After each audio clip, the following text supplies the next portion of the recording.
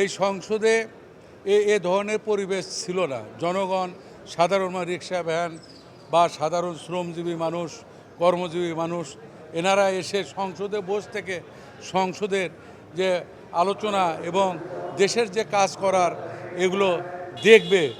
যে আমরা ভোট দিয়ে এখানে মন্ত্রী তৈরি করছি, প্রধানমন্ত্রী তৈরি করছি, সংসদ সদস্য তৈরি করছি, তারা কিভাবে দেশের কাজ করছে এটা সাধারণ জনগণ যে দেখবে, এটা এমন একটা পরিবেশ আগে হয়তো বা ছিল না বা আমরা জানি না।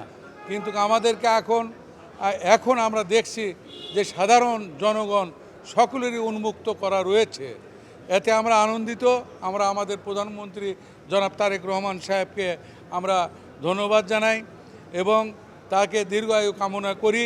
উনি যেন আরও সুন্দর পরিবেশ তৈরি করে, শিক্ষা, বাসস্থান এবং শুরু করে 5টা যে মৌলিক চাহিদা আছে আমাদের, উনি কথা দিয়েছেন পূরণ করবেন।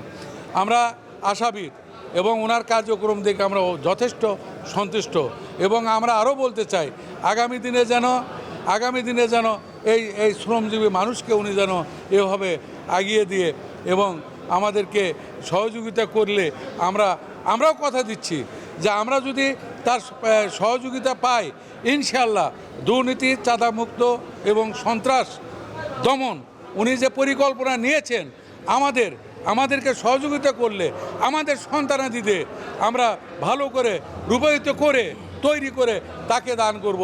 ইনশাআল্লাহ আমাদের সন্তানাদিরাই এই সন্ত্রাস, দুর্নীতি, চাঁদাবাজ দমন করবে। আর এই সন্ত্রাস, দুর্নীতি, চাঁদাবাজ দমন কখনোই একটা চাঁদাবাজের, সন্ত্রাস এবং দুর্নীতিবাজের সন্তানদের আশা করা যায় না।